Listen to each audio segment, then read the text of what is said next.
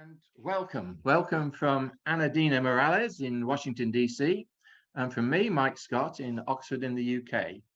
This is the fourth event in this new series, which is following on from the Christian Literary Imagination series and our earlier series, Christian Shakespeare ? Which is now available as a book published by Vernon Press. All three series are part of Georgetown University's Humanities Initiative in association with Campion Hall, Oxford, and the Las Casas Institute, Blackfriars Hall, Oxford. In a moment, Ana Martini Morales, whom you may recognize from her talk on Gabriela Mistral earlier this month, which we all enjoyed, will introduce today's speaker, the Colombian artist Blanca Botero. Your participation is as important as ever, so would you please type any questions you have by using your Q&A button at the bottom of your screen. You can do this from the moment we begin the session. We will endeavor to answer your questions at the end of the program, depending on time available. Ensure, please, that you use the Q&A button and not the chat button. Thanks very much. Looking forward greatly to this presentation. Over to you, Ana. Thank you so much, Michael, and it's good to be here again with you and with Joe and our friends at Global Events, and of course with Blanca Botero. Blanca Botero is a Colombian and Swiss artist based in Bogota.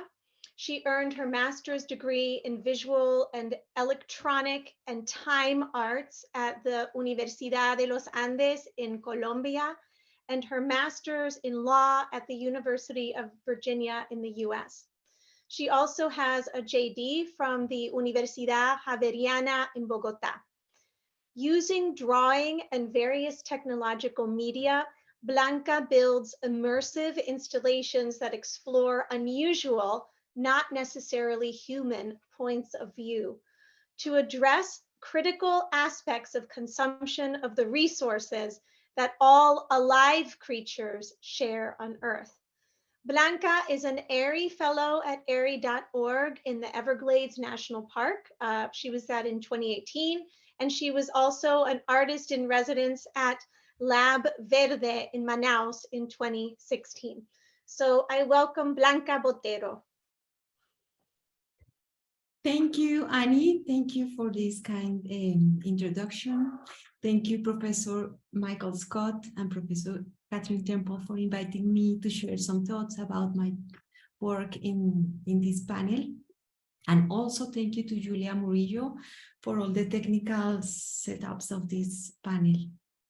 I will speak during 30 minutes, and I want to, should I start sharing the screen right now? Okay. So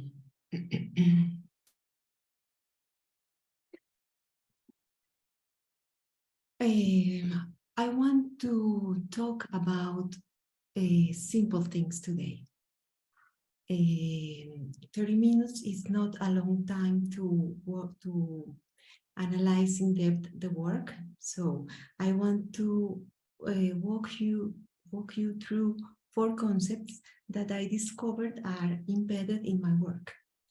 And this is something that I discovered recently, like not at the beginning of when I started being an artist, but something that you discover when you look backwards. So I will walk you through the concepts that I think are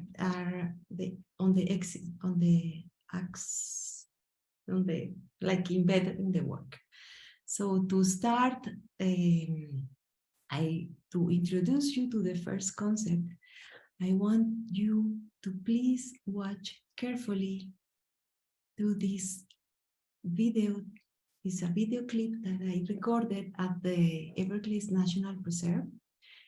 I will be quiet for some seconds, because I want you guys to pay attention to what is going on there.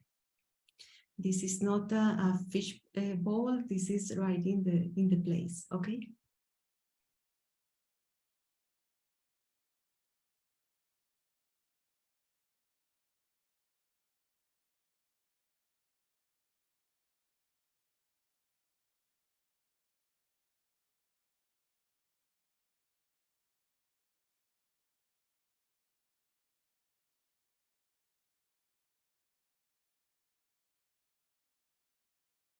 Well, that is it. Can a person be in the consciousness of a fish? What is it needed to accomplish this? So this is to introduce you to the first concept, which is attunement, or something like tuning. The word in Spanish would be sintonía. Tuning is an equal frequency between a sender and a receiver. So I want to, the thing is like find a connection between sender and receiver. For some reason, okay. Attuning requires time, requires silence, requires stillness, requires consciousness. And I think that those are things that are required to like understand today's world. Attuning is a concept that I found deeply rooted in me since I was a girl. This photo right there is a place located in the center of the Colombian territory. There is in this place, which is selvatic and has all the animals of the rainforest and the plants, lots of palms. There is a river, a small river called the Cañonare, which is affluent to the Meta River, which in turn is affluent to the Orinoco River. These are huge rivers. In this place, we used to go with my father, who taught me and my sisters how to fish. And the first thing that I remember, this is like one of my first memories, like being attuned with an animal, is this. My father would take a bottle of champagne and open the bottom and break it, pass a rope through, put some bread inside, and put the bottle in the shallow part of the river. And then what would happen is that small fish would enter into the bottle to eat the bread, and they wouldn't remember the way out.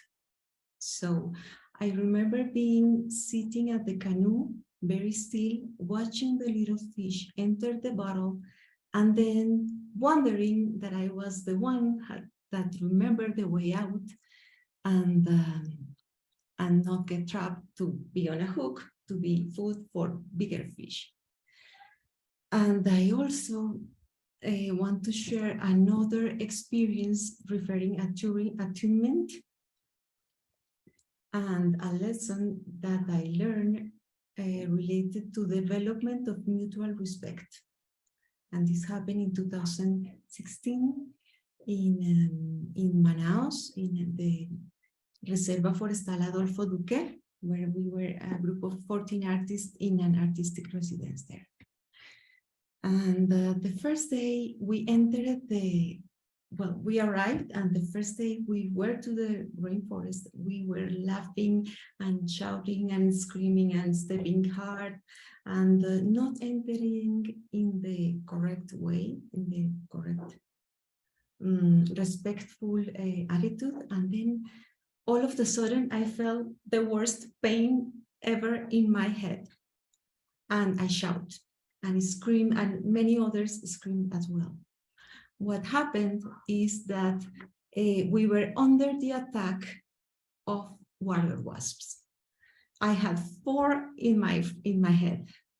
So this was like a lesson of not entering in the not correct way.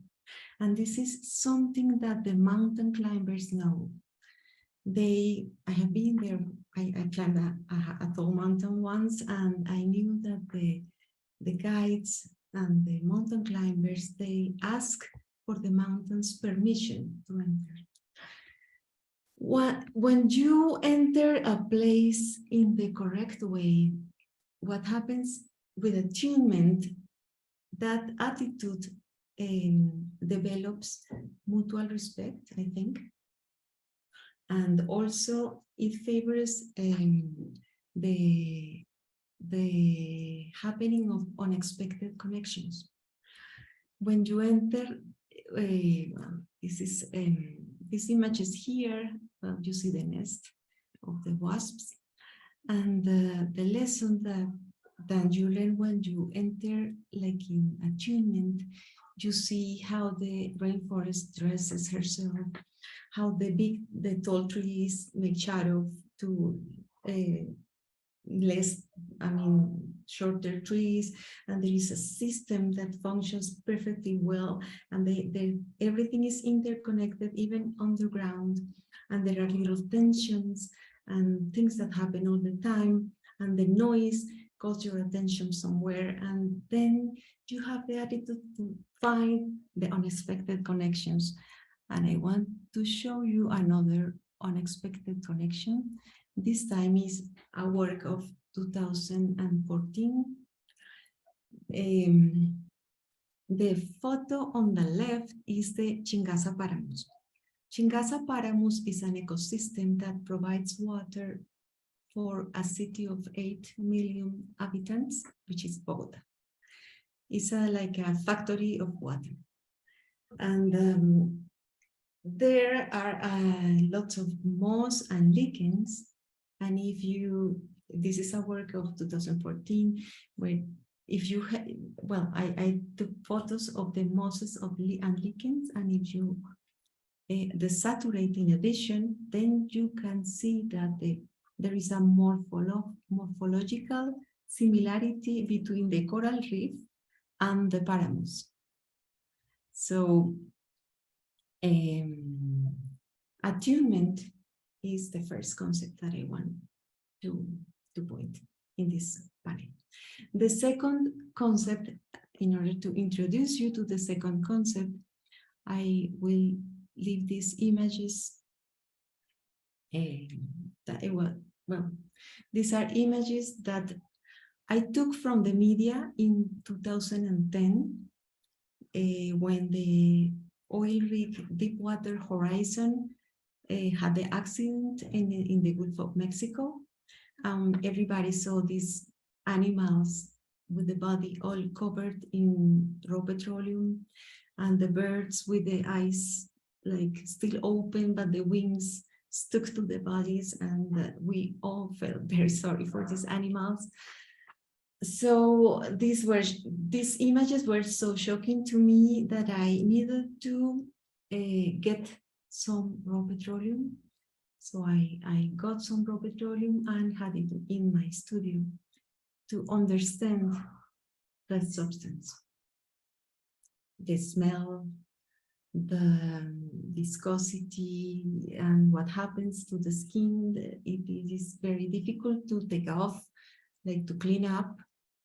At the same time, I was following what was happening in the Gulf of Mexico, where apparently the cleaning up process was even more damaging to the species than the oil spill. So I did a series of drawing of this catastrophe, like a part of the experiments. I did these drawings. And as a technical matter, I discovered, for example, that raw petroleum never dries. So in order to fix the material on the drawings, I needed to develop a technique to agglutinate. So I used some caseina. It's kind of cement. Okay, this is another experiment with raw petroleum and water. And another unexpected connections. I don't know if you see that there is a little eye. Well, I see an eye. It is looking at me. It's like oil, which is present everywhere, is looking at us all the time. Okay, now.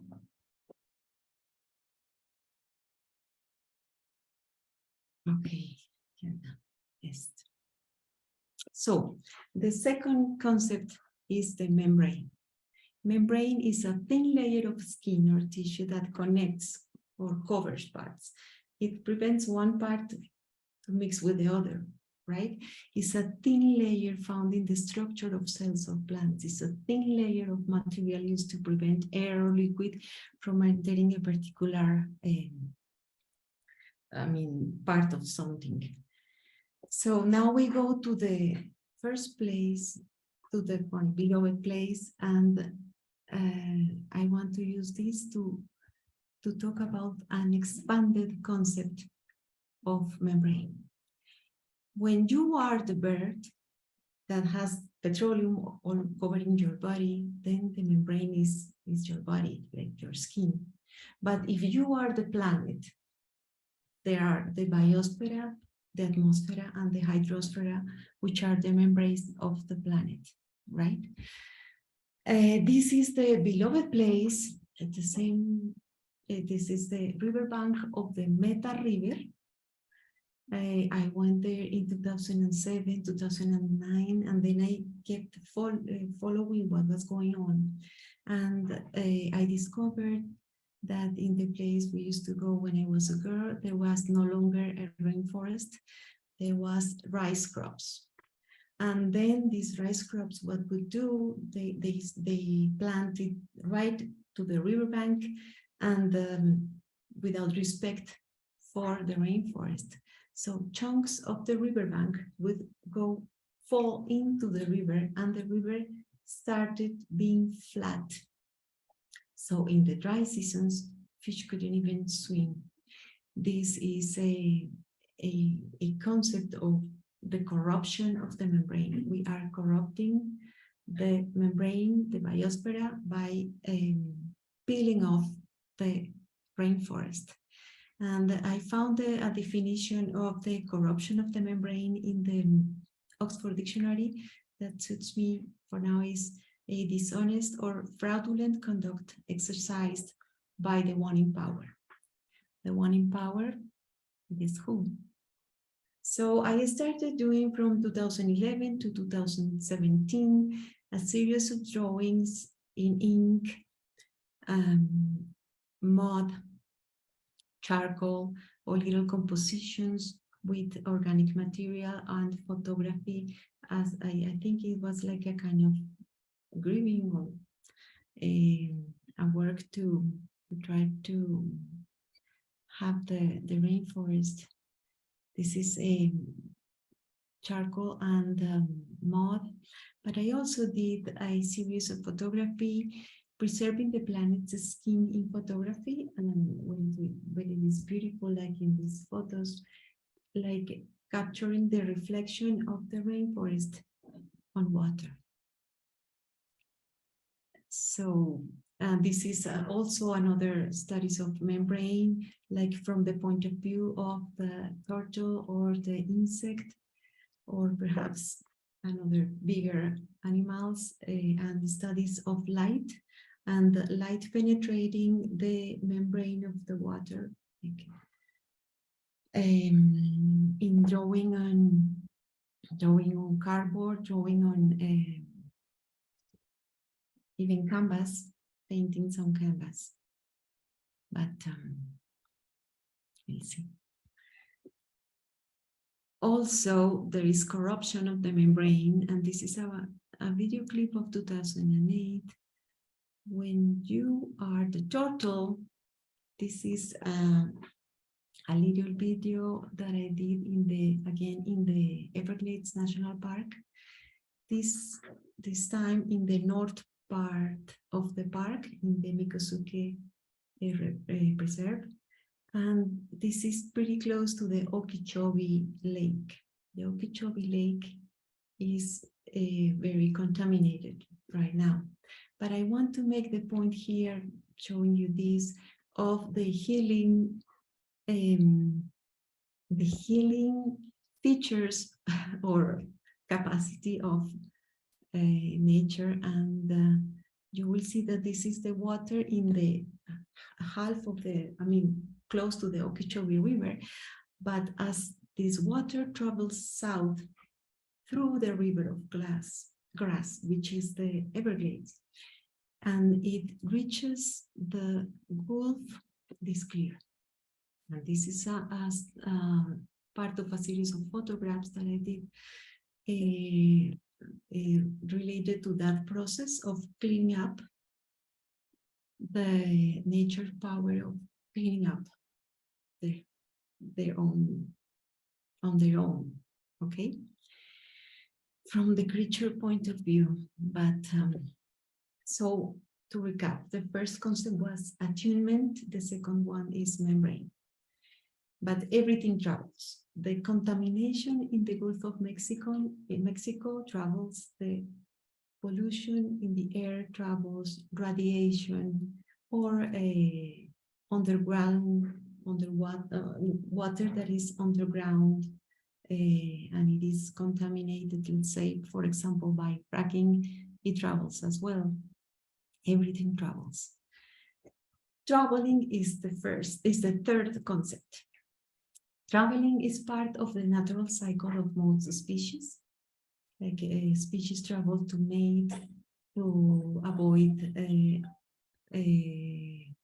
extreme weather, or to lay eggs, or to escape from predators. And traveling to me has been a working method.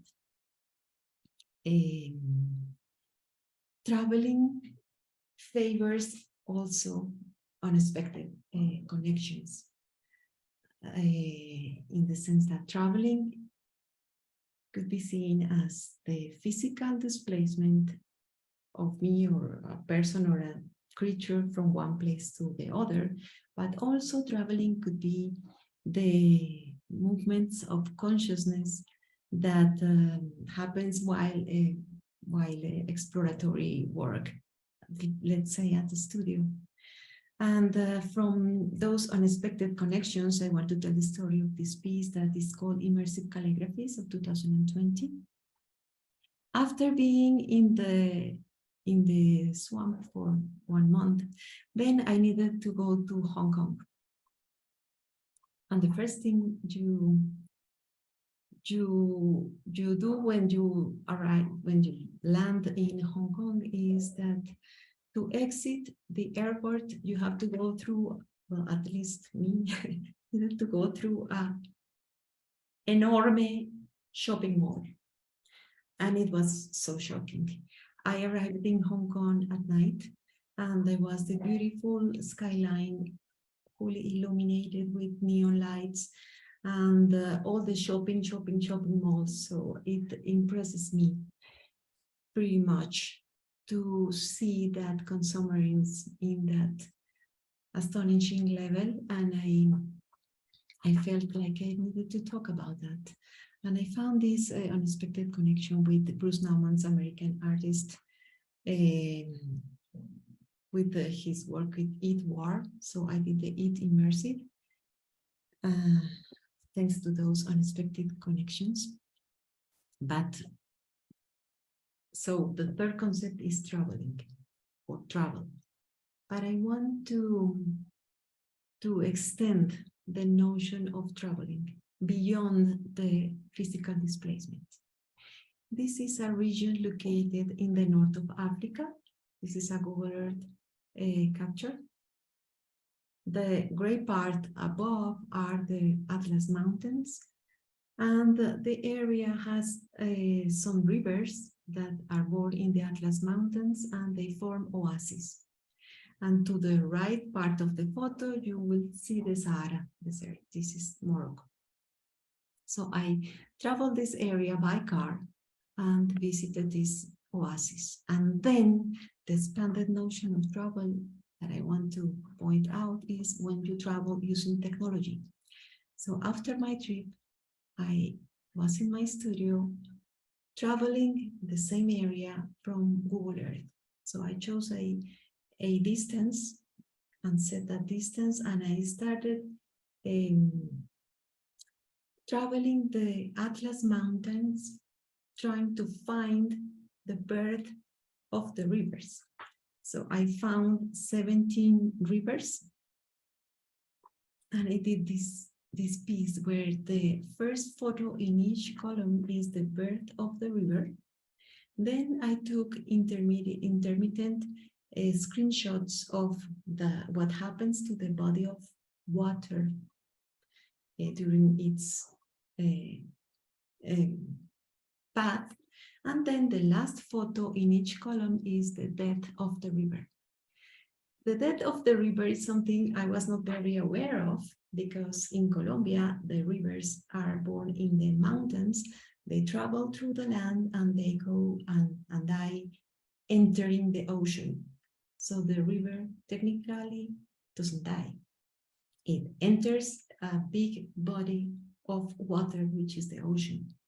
But there I confront the depth of the river and the advance of the sand and the challenges all these inhabitants of the oasis are facing due to global warming.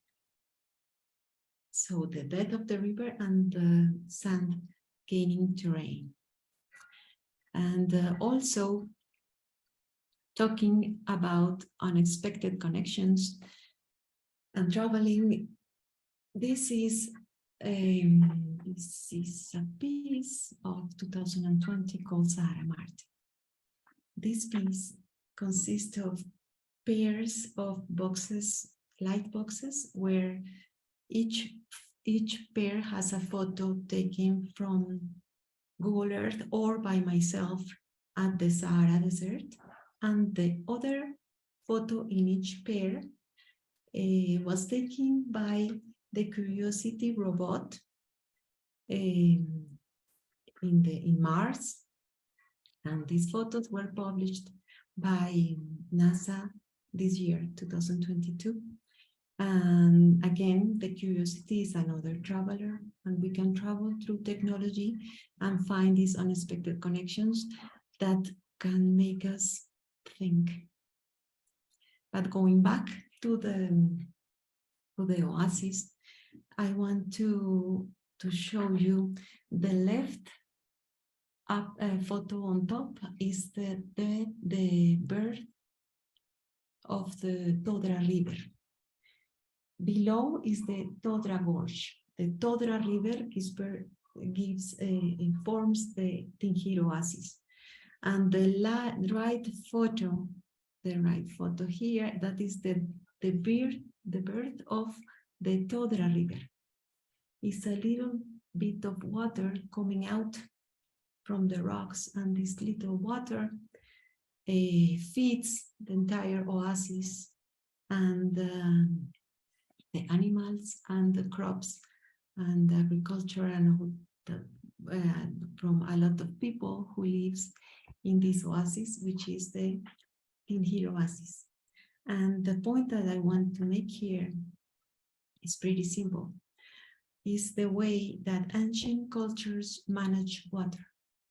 They have a system of guitarras where the water comes, it flows through, and some in the first parcelas do not get more. They get what they need, and they let the water go down to the parcelas that are located towards the end of the river. And I think that we should look at things like this as water becomes scarce, or things like oases start to dry. Okay, so this is to show you that I brought the oasis to a gallery, and to do that, I wanted to present the oasis for people involved that to think of the depth of the river. And I brought the 3 species like palms, the phoenix kind, figs, and cactus. So to recap, there are 3 concepts so far: attunement, membrane, and traveling. And the 4th concept that I want to speak about is the scale. And this is something that we learned pretty hard last year in year 2020 with coronavirus, that a small virus, a microscopic scale, made us, the whole humanity, lock down. Or to look bigger scales, bigger than human, to understand what global warming is, because we don't see global warming with our eyes, we don't feel it with our skin. It is needed like powerful computers to have the data and make us understand what is going on. So we need to stop looking only in human scale. We need to look to other scales. And this is a reflection regarding planet Earth. I did in 2015, I was thinking, what is home? What is planet Earth for us? I did this.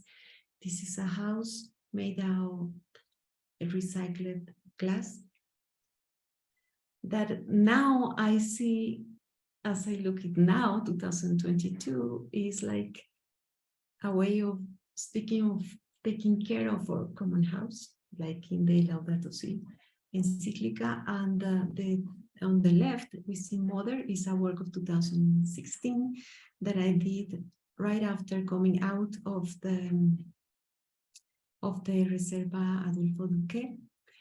And at that time, I felt like Earth was like was understanding the indigenous cosmogonies, and doing some research on that is Mother. They saw Earth as a mother. So I think this is the same piece, like the mother and the home are the same thing. We just need to be aware of that and look to other scales than ours and to other problems that we're causing. And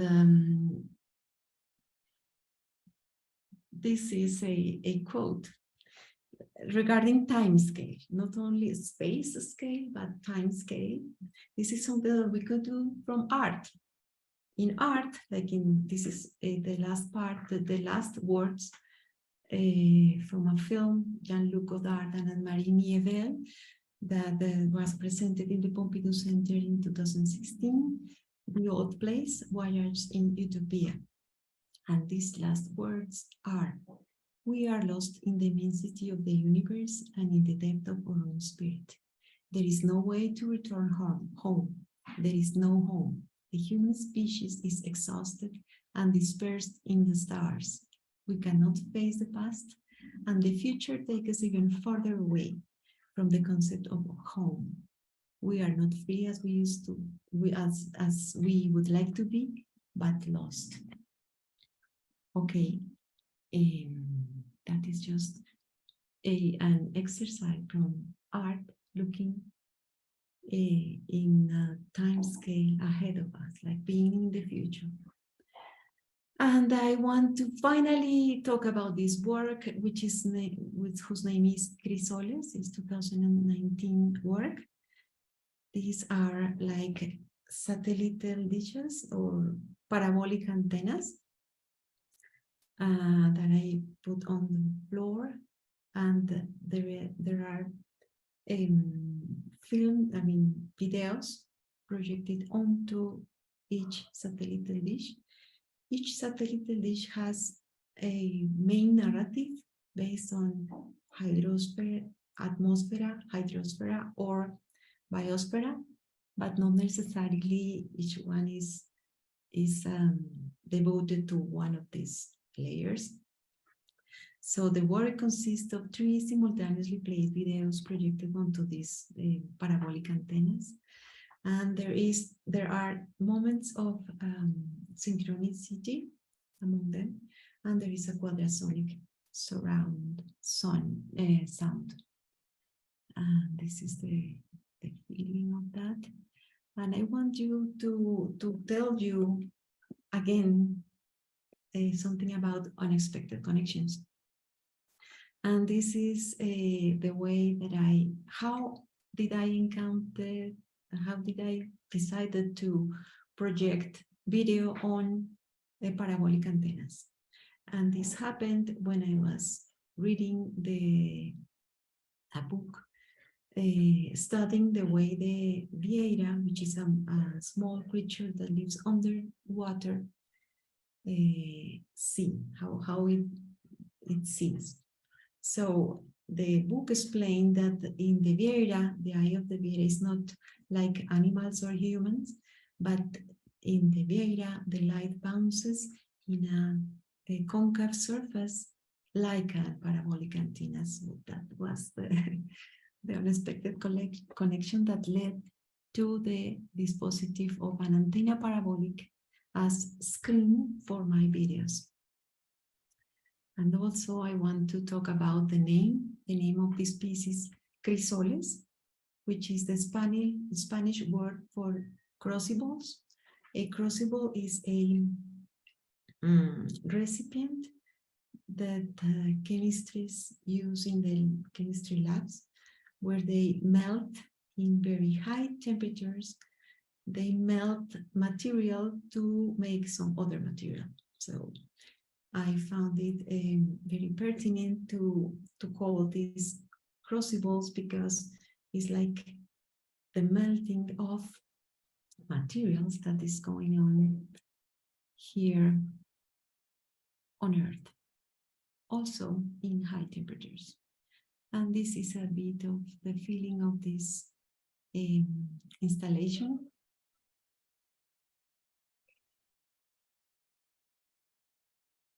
That is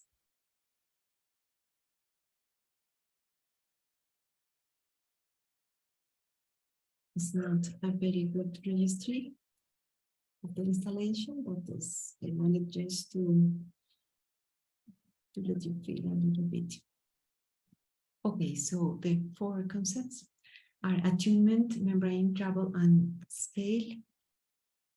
And when everything travels, when our home is a crucible, when science fiction ideas of inhabiting another planet start to emerge, then planetary is local. And the point I want to make here is that we should think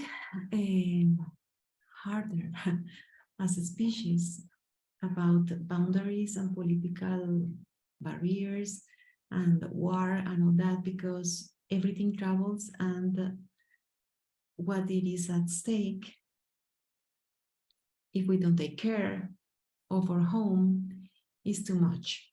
Okay, and well, finally I want to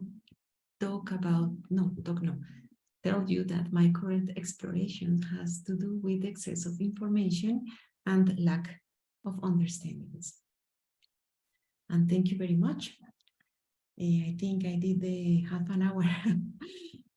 And so I will stop sharing screen. Thank you. Thank you so much, Blanca. That was a really poignant and incredible presentation. Blanca, can you hear me? Okay. Yes. So Blanca, we have a lot of questions. I wanted to just ask one question before taking the questions from our guests, and it's that it's really interesting. You, in your work and through these processes, you identified there's a critique of global warming, no? But then also what I'm fascinated by is your critique of an enlightenment concept of consciousness. You know, so there's a critique of global warming, and then this critique at the same time of consciousness. And the book you were drawing from when you were talking about the idea of the crucibles, it is called El Cerebro y el Mito del Yo. Yes. So the mind and the myth of the I, so the myth of the first person singular, which in English is fascinating because it's also our word for the I, the ojo. So it's so interesting. Could you talk more about how you connect these ideas of consciousness with global warming, or how you develop that idea to deeply critique a concept of consciousness and the first person singular, the yo, the I, at the same time that you're critiquing global warming? Okay, thanks. What a great question. Well, I think that what I want to do is to call for consciousness, not just critique consciousness, but being aware, like attune with what we need to do with our time. I feel somehow like we are paying attention to things that are not really important. But we, as humankind, should be paying attention to other things and being aware of our only possible house or home or mother, which is planet Earth. We are not able to inhabit another planets, or like in science fiction movies, we have this, and we seem not to pay attention. And we see scientists and children worried, and we still have our car to go to buy the milk, and we still continue building so spread up cities, no compact cities, and with all this displacement. Well, it's to make an example of things we are not paying attention to. So the point on consciousness, I think, is more like being aware, being in the here and now, because we need to do that. It is simple, but it is important, and there are things we need to learn from history and from other cultures that we could use today. And I think that I want to critique is the consumerism culture. That is this answer good? I mean, did I answer your question? Yes, yes. And I was particularly struck with how you position our view from the other perspective.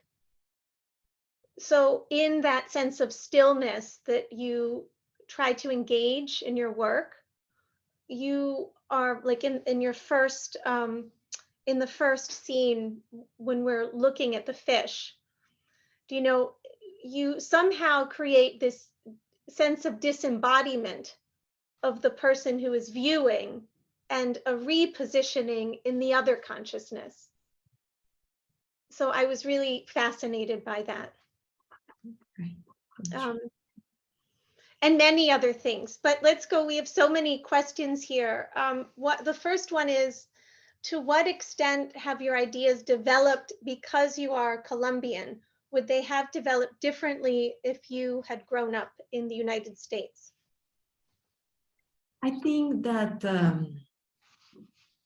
the place you live in, the place you are raised in, it makes a huge mark.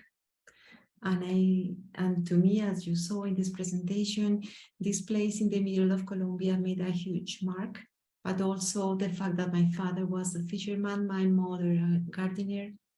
So those are important things, but I also lived in the United States. So I have a little taste of that.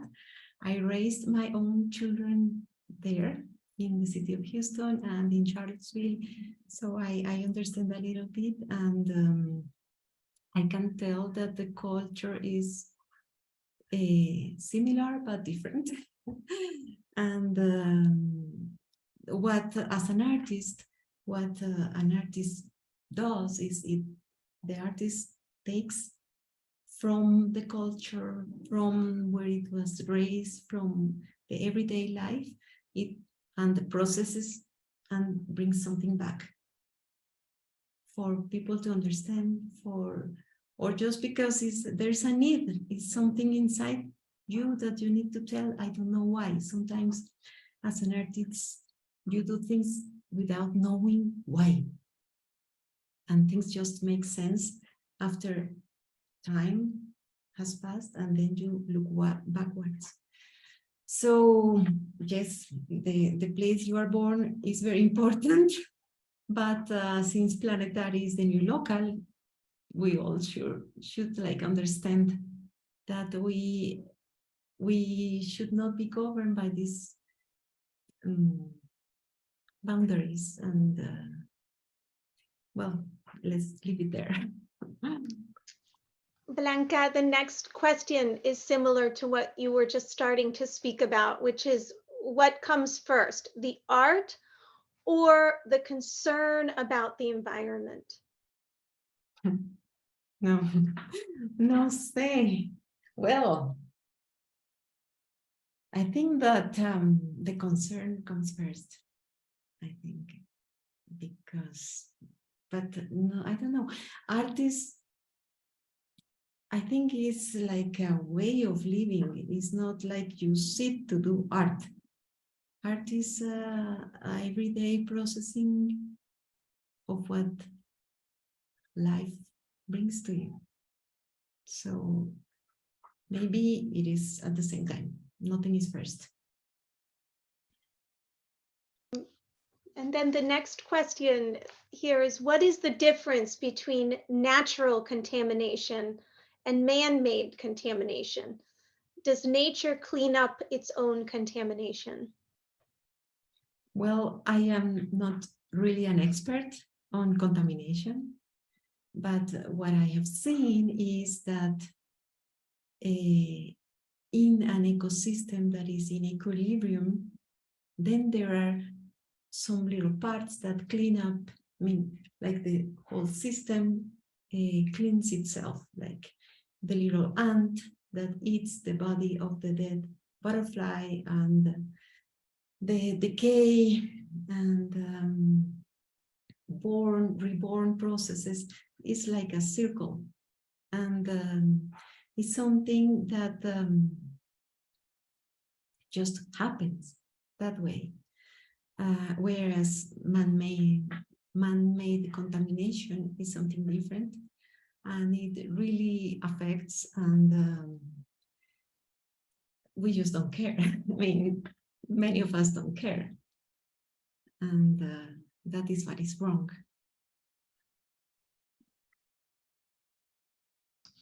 From Father Joe Simmons, he asks, with this discussion of membranes, I wonder if you have heard of the edge effect in biology and in the creation of music. And he writes that Yo-Yo Ma speaks of this. Wow, I haven't heard of that, but it opens a whole world. I would ask for a present from Joseph Sims to explain a little bit. That would be fantastic. Yeah, I didn't want to hone in on the conversation, but it's fascinating. Now, the edge effect speaks about when you have two different terrains coming together, topographies or styles or cultures, and that there's a certain amount of fertile growth that happens at these borderlands. Well, Anna and I were talking about this just last week, sort of mangroves growing when land hits water, and you have sort of these unusual trees that grow in salt water. And so seeing how that plays out in nature and the beauty of nature, but also growing up kind of at the where different disciplines connect with one another, where they touch one another. So I was thinking about that as you were speaking today, and sort of attunement of environments to one another, and also that taking place at membranes at these fertile areas. So I don't know if you had any thought on that. Yeah, well, yes, and let's say as the strict barriers between humanities and science start to melt, and this is something that has been going on from a while, well, the first philosopher I read about that's Bruno Latour, who recently died, but this is going on. And as this interconnection between arts and science and the humanities happens, then everything enriches, I think. Mhm. I mean, there is no segmentation, but enrichment. And we started seeing a lot of that in the art field, with lots of artists who mingle art and science, and this is very, very interesting. And I think it's that kind of fertile ground for new things to happen. Certainly. Yeah, I guess in a way, this whole series is sort of a study in the edge effect, and when you have these things coming together, art and literature and the environment. So yeah, I think this has been a great presentation around that. So thank you. Thank you. Blanca, there's another question from Mariana Eichmann, who writes, to what extent do you think humans can understand such a big event such as global warming? Well, as catastrophes happen every year, everywhere, we are understanding, but there is this notion of a philosopher, Timothy Morton, who speaks about the hyper object, and I think it's right like that. A hyper object, according to him, Timothy Morton, is a reality or something that is so extended in time and space that you cannot understand from your senses. It's something huge, like global warming, that is something you need to understand by computer models. So, what was the question? Again, well, it's something like that. I mean, I think the fact that we see oases drying up and flooding, massive floods, and all that events, we see that people is understanding, and we need to act. And you know, it's so interesting, Blanca, because you mentioned we need to pay attention to children worrying.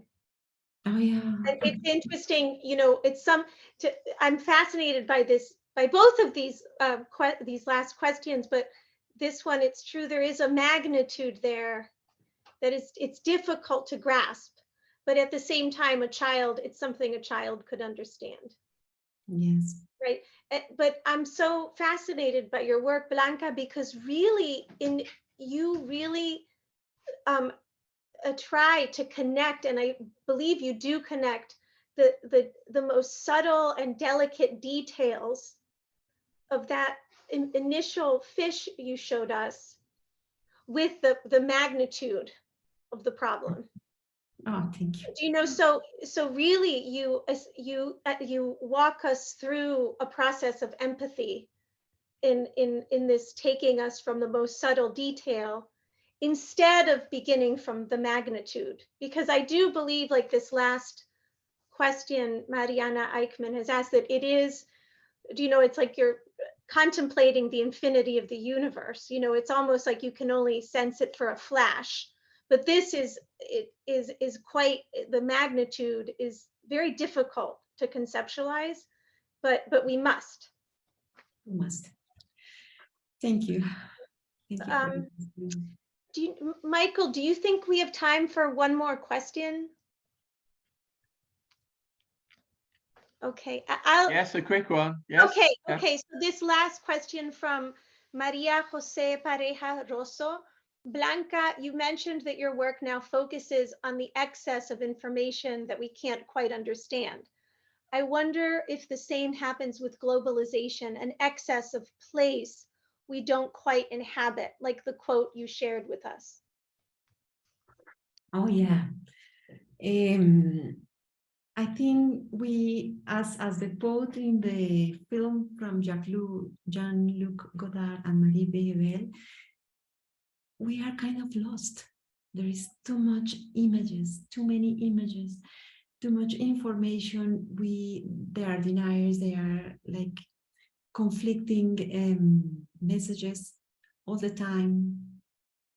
And there is radicalization, politicization, war. I mean, all that is really an issue. And I have been working on this matter for already 4 years, and still is complex to me. And I wish I could like create something that can tell, that can generate the right questions on that. But I think everybody inside knows it is true that we are confronting so much information, we are lost on information. Thank you so much, Blanca. It was wonderful to speak with you. And thank you for all the questions that came in. And so, Michael, I'll pass it on to you. Thanks very much, Anna. Thank you, Blanca. It's been a wonderful presentation today, and thoroughly enjoyed it. As a Shakespearean, you might think I'm very distant from all of this, but when you talked about the eye and the eye, Anna, Shakespeare refers to that, you know, the eye and the eye. Shakespeare also has people having to resort into the forest, having to resort into nature to sort their own sense of self out, you know. So there's a connection there. I'm pleased to say, with my own subject, which has been great. So thank you for that presentation, Anna. Thank you for the questions and the conversation you had with Blanca. Father Joe, thanks for coming in. I know you've been traveling and got here today. Thanks very much for coming in and asking such a terrific question. Our next event in this series is Hiya Joe. Our next event in this series is on November the 29th. When Dr. Tim Howells from the Laudato Si Institute at Campion Hall in Oxford will be discussing the work of the Brazilian photographer Sebastião Delgado. So I hope you will tune into that. There's another Zoom, which you might like to note, a free speech project at the Crossroads International Dialogues event in association with the Future of the Humanities Project, which is scheduled for Monday the 6th of December. And it's on a really important subject about hacking for fun or profit, hacking politically as well. And it's a matter that is very close at the moment to politics in the US, in the UK, and around the world. Another big problem of a contamination in one sense. On Tuesday, the 13th of December, we shall be holding a day conference here in Oxford on the Christian literary imagination with papers from distinguished scholars, including Timothy Radcliffe, OP, and the former Archbishop of Canterbury, Dr. Rowan Williams, together with other scholars from Oxford, Cambridge, and Georgetown. Currently, this event is full. We've reached capacity, but we do have a waiting list. So if you haven't booked and want to be on the waiting list, please let us know. For today, we would like to thank those at Georgetown University who have made these events happen, especially our administrators, Julia Murillo and Mary Gordon. And thanks, of course, to Jack DeJoy, the president, and Dr. Tom Banchoff, the vice president. And of course, now to one of our conveners, it's Joe Simmons, who's joined Georgetown at Campion Hall, where Joe was. Our thanks to Nick Austin, to Sarah Gray, and Ying Ying. Not Sarah Gray anymore, it's Vanessa Hack and Ying Ying. At Blackfriars, to Richard Finn, John O'Connor, the regent. Our thanks also to Maggie Scott, who helps with this, and to our other co-conveners of the series, Catherine Temple and Mike Collins. Don't forget to join us for our next session on Tuesday, the 29th of November at 11 a.m. EST, 4 p.m. in the UK. In the meantime, and that's Tim Howells, not to be missed, not to be missed. In the meantime, keep safe. I'm Mike Scott. Please follow me on Twitter at Mike Scott Prof. Thank you, Blanca. Thank you, Anna. Thank you, Joe. And thank you, everybody else. And goodbye.